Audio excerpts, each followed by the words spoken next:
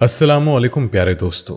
आज हम बात करेंगे एक शहजादी का गुलाम से जिना और बिच्छुओं वाली कब्र के बारे में। ये पूरा वाक्य, तो इस पूरे वाक्य को जानने के लिए वीडियो को पूरा जरूर देखिएगा।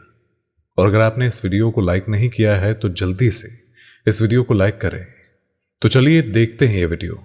प्यारे दोस्तों, कहा जाता है कि किसी मुल्क का एक बादशाह था और उसकी खूबसूरत बहुत ही हसीन बेटी थी। उस बादशाह का एक गुलाम था जो हाथियों की देखभाल करता था और अच्छी तरह से जानता था कि किस तरह हाथियों को काबू में रखना है। वो गुलाम जो जवानी के आलम में था, उसने एक बार बादशाह की बेटी को देख लिया जब वो हाथी पर सवार होकर सैर करने के लिए निकली थी। जब गुलाम ने उसको पहली बार देखा तो वो उस पर फिदा हो गया और वो जब भी टहलने के लिए निकलती तो वो गुलाम उसको ताकता रहता और चाहता कि उससे बात की जाए और किसी तरह वो मेरी हो जाए। तो ये उसकी दिली तमन्ना हो गई थी। गुलाम की हैसियत तो ये नहीं थी कि वो बादशाह से उसकी बेटी का रिश्ता मांगता, लेकिन ऐसा हो सकता था कि अगर शहजादी उसे पसंद कर लेती तो बादशाह को उसकी बात माननी पड़ती। दोस्तों, वो लड़का था तो गुलाम, लेकिन वो जवान था और बहुत ही ज्यादा हट्टा कट्टा और देखने में शहजादे की तरह लगता था। एक दिन उसने अपने साथियों से मशवरा किया कि मुझे बादशाह की बेटी से मोहब्बत हो गई है। शहजादी को जब से देखा है मैं उसका दीवाना हो गया हूं। एक पल के लिए भी चैन नहीं आता। बस चाहता हूं कि किसी तरह से शहजादी को हासिल कर लूं। उसके साथियों ने कहा कि तुम्हारा दिमाग तो ठीक है, बादशाह को अगर तुमने बता दिया ना तो वो जिंदा आग में तुम्हें जला देगा, और तुम जानते हो कि बादशाह हर बात की सजा कितनी भयानक देता है। लेकिन वो तो जिद्दी था। उसने दिल में तय कर लिया था कि कुछ भी हो जाए, चाहे मैं आग में जला दिया जाऊं, लेकिन मुझे शहजादी को हासिल करना है। एक दिन शहजादी जंगल की सैर के लिए निकली तो वो गुलाम उसके पीछे आहिस्ता आहिस्ता चलता रहा। उसने एक चालाकी की थी कि जहां जहां से हाथी को गुजरना था वहां वहां उसने कांटे बिछा दिए। अब जाहिर सी बात है कि एक कांटा नहीं, दूसरा नहीं, पर तीसरा कांटा तो हाथी को चुभना ही था। और बिल्कुल यही हुआ। उसका मंसूबा कामयाब हो गया। शहजादी हाथी पर सवार हरे भरे जंगल के खूबसूरत माहौल को देख रही थी कि अचानक हाथी ने जोर से चिंगाड़ लगाई। उसके पैर में कांटा घुस गया। वहां पर तो शहजादी का कोई खादिम ही नहीं था जो उसकी मदद के लिए आता। अब वो गुलाम मौका देखकर दौड़ता हुआ हाथी के पैरों के पास आ गया। गुलाम जानता था कि हाथी को काबू कैसे किया जाए। यहां पर शहजादी तो बौखलाई हुई थी। गुलाम ने चालाकी से कांटा निकाल दिया। उसके बाद वो हाथी पुरसुकून हो गया। शहजादी इतना खुश हुई कि हाथी से नीचे उतर आई। वो नहीं जानती थी कि वो गुलाम उसी के महल में काम करता है और उसको न जाने वो कितने दिनों से देख रहा है। उसने पहली बार उस नौजवान को देखा तो उसके हुस्न को देखकर वो भी दीवानी हो गई। वो समझ रही थी कि वो कोई शहजादा है, लेकिन वो शहजादा नहीं था, वो तो उसका खादिम था। शहजादी उसके इश्क में मुब्तिला हो गई। वो नहीं चाहती थी कि वो नौजवान उसकी नजरों से दूर हो जाए। उसने कहा, तुम कहाँ रहते हो? तो वो कहने लगा कि मैं आपके महल में काम करता हूं। शहजादी ने कहा कि क्या तुम कोई शहजादे नहीं हो? उसने कहा कि नहीं, बल्कि मैं तो आपके महल में मौजूद हाथियों को संभालता हूं और इसी वजह से हाथी मेरे काबू में आ गया। शहजादी ने कहा कि तुमने तो बहुत बेहतरीन काम किया है। मेरे वालिद साहब तुमसे बहुत खुश होंगे। वो उससे बातें करते करते इतना गुम हो गई थी कि उसे मालूम न चला कि रात का अंधेरा फैल चुका है। उस गुलाम ने कहा कि शहजादी, इस वक्त जंगल से बाहर निकलना तो ठीक नहीं है। अगर आप बुरा ना माने तो आज की रात यही जंगल में गुजार ले। मैं किसी से डरता नहीं हूं और मेरे होते हुए कोई भी दरिंदा आपको नुकसान नहीं पहुंचा सकता है, और ये मेरा आपसे वादा है। शहजादी, जो कि पहले ही उससे मोहब्बत कर बैठी थी और वो जो कह रहा था वो उसकी बात मानती गई, और यहां तक कि उसका इरादा उसके साथ गुनाह करने का था। दोनों एक दूसरे में ऐसे गुम हुए कि दोनों एक दूसरे से गुनाह कर बैठे। अब गुलाम काफी परेशान हुआ कि शहजादी और मैं तो ऐसा काम कर चुके हैं कि जिसके लिए बादशाह हमें कभी माफ नहीं करेंगे। उसके बाद सुबह हुई तो उसने शहजादी से कहा कि आप तो इतने बड़े मुल्क की शहजादी है और मैं तो आपका गुलाम हूं। कि आपके अब्बा मुझे कबूल करेंगे? आपके और मेरे दरमियान जो ताल्लुक बन चुका है उसकी सजा तो बहुत सख्त होगी। तो वो कहने लगी, नहीं, सजा नहीं मिलेगी, क्योंकि मैं जो चाहती हूं मेरे बाबा वही करते हैं।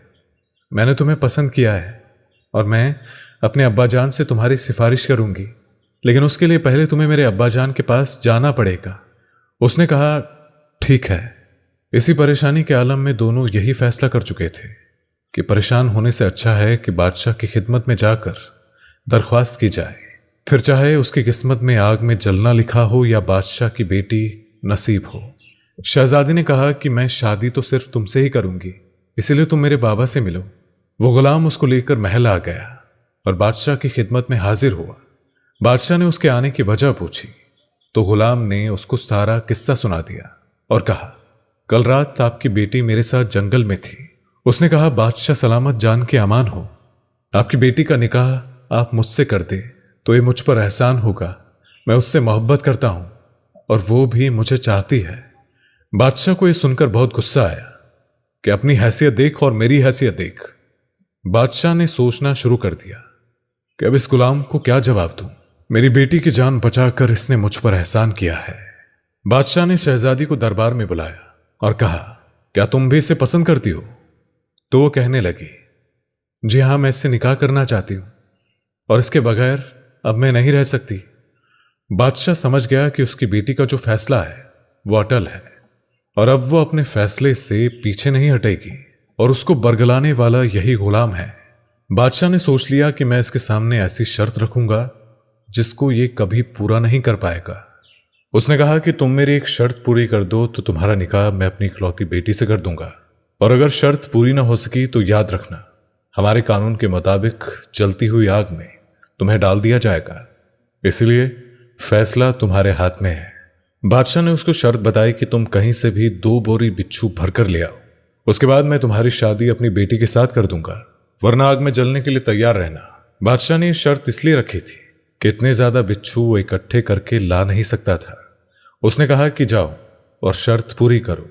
परेशानी के आलम में वो नौजवान घर आया। जब उसके बाप ने उस पर नजर डाली तो कहने लगा कि बेटा, तुम बहुत परेशान हो। उसने कहा कि बाबा, मुझसे बहुत बड़ी गलती हो गई है। इस मुल्क की शहजादी से मैं मोहब्बत कर बैठा हूं। मोहब्बत ही मोहब्बत में मैं उसके साथ ऐसा काम कर चुका हूं जिसकी सजा बादशाह मुझे बहुत सख्त देंगे। मैंने अभी उनको ये बात नहीं बताई है, बस उनसे मैंने इस बात का जिक्र किया है कि मैं उनकी बेटी से निकाह करना चाहता हूं। बाप अपनी बेटी की बात से बहुत नाराज हुआ। उसने कहा कि मेरे बेटे, मेरी तरबियत तो ऐसी नहीं थी कि तुम एक शहजादी के इश्क में गिरफ्तार होकर जिनाकारी करो। तुमने ऐसा काम क्यों किया जो कि हमारे दीन में हराम काम है, और तुमने वो हराम कारी कर ली है। उसने कहा कि लेकिन बाबा, अब मैं क्या करूं? मैं शादी तो उसी शहजादी के साथ ही करना चाहता हूं ताकि उनकी कोई बदनामी ना हो। लोगों को पता चलेगा तो उनकी बहुत बदनामी होगी। आप मुझे बस ये बताइए कि इतने बिच्छू कहां से जमा करूंगा? क्या आप मुझे कोई ऐसी जगह बता सकते हैं? बाप ने कहा कि अभी तुम जाओ और अपना काम करो, शाम को मुझसे मिलना तो मैं तुम्हें बिच्छू पकड़ने का तरीका बताऊंगा। उसके बाद वो गुलाम महल आ गया और अपना काम करने लगा। काम से फारिग होकर जब वो घर वापस आया तो उसका बाप उसका मुंतजिर था। बाप ने कहा, 2 बोरियां लाए हो जिसके लिए बादशाह ने तुम्हें हुक्म दिया है? तो उसने कहा कि जी हां, मैं 2 बोरियां लेकर आया हूं। अब आप मुझे आगे का तरीका बताएं। बाप ने कहा कि शहर में बहुत ही पुराना, तकरीबन 100 साल पुराना कब्रिस्तान है। उसी कब्रिस्तान में फला जगह पर एक कब्र है। उस कब्र पर जाना और कब्र से सारी मिट्टी हटाना और एक ईंट निकालकर बोरी का मुंह सुराख पर रख देना। जब एक बोरी भर जाए तो उस बोरी का मुंह मजबूती से बांध देना और दूसरी बोरी को भी इसी तरह तुम भर लेना। उसके बाद कब्र को अच्छी तरह से बंद कर देना। अगले दिन उस बेटे ने अपने बाप की बात पर अमल किया और उस कब्रिस्तान में पहुंच गया। वहां जाकर उसको बहुत ही ज्यादा डर लग रहा था। जिस कब्र के बारे में उसे बताया गया था वो उस कब्र के पास गया और उसने वैसा ही किया जैसा उसे बताया गया था। उसने ईंट हटाई और वहां बोरी का मुंह रख दिया। उसे ऐसा लग रहा था कि अंदर बेशुमार बिच्छू है जो बोरी के अंदर जाते जा रहे हैं, जाते जा रहे हैं, यहां तक कि वो बोरी भर गई और उसने उसका मुंह रस्सी से बांध दिया। उसके बाद उसने दूसरी बोरी ली और उसका मुंह भी कब्र से लगा दिया और वो बोरी भी बिच्छुओं से भर गया। उसको यकीन नहीं आ रहा था कि इस पूरे शहर में बिच्छू तो मौजूद ही नहीं है, लेकिन इस कब्र में बिच्छू ही बिच्छू है। आखिर इस कब्र वाले ने ऐसा कौन सा काम किया था कि जिसकी वजह से उसे अजाब मिल रहा है? बहरहाल जब दोनों बोरियां भरकर वो बादशाह के सामने हाजिर हुआ तो बादशाह बहुत हैरान और परेशान हुआ और कहा कि तुम ये दोनों बोरियां आखिर कहां से भरकर लाए हो?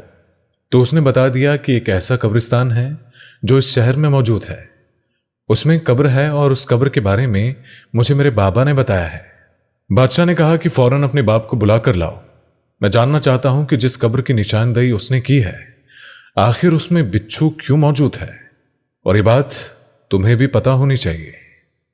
ऐसा लग रहा था कि बादशाह को यह बात मालूम है, लेकिन वो उसके बाप के मुंह से उस तक ये बात पहुंचाना चाहता था। उस लड़के ने अपने वालिद साहब को बुलाया। शहजादी भी वहां पर मौजूद थी और सारे दरबारी मौजूद थे।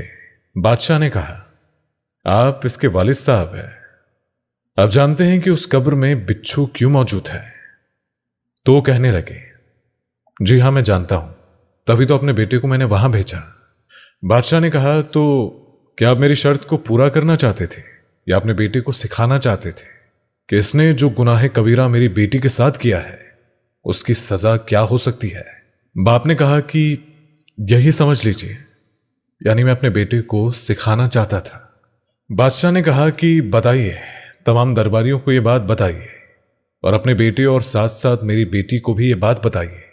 तो उस बूढ़े ने बताना शुरू किया कि बेटा, जिस कब्र से तुम बिच्छू भरकर लाए थे और जहां पर इतनी तादाद में ये बिच्छू है कि ये दोनों बोरियां भर गए, यकीन करो बेटा, अगर तुम 100 बोरियां भी लेकर जाते तो वो 100 बोरियां भी भर जाती, क्योंकि कब्र वाले ने गुनाह कबीरा किया है। बेटे ने कहा कि अब्बा जान, कौन सा गुनाह कबीरा? बाप ने कहा, जिनाकारी का। एक बार नहीं, बल्कि हर रात वो जिनाकारी करता था, बदकारी करता था, तवाइफों के पास जाता था। इसी वजह से जब उसकी मौत हुई तो उस वक्त भी जिनाकारी कर रहा था। वो लड़का उसके बाद बादशाह के पास आया और कहने लगा, मुझे माफ कर दीजिए, मैं जानता हूं कि मेरी कब्र में भी बिच्छू ही आएंगे, क्योंकि मैंने भी जिनाकारी की है, गलत काम किया है। अब वो समझ चुका था कि जिना करना कितना बड़ा गुनाह है। वो लड़का बादशाह से कहने लगा, मैंने बहुत बड़ा गुनाह किया है और मेरे भी कब्र में बिच्छू आएंगे, लेकिन बादशाह हुजूर, मैं आपकी बेटी से सच में मोहब्बत करता हूं, सच्ची मोहब्बत करता हूं।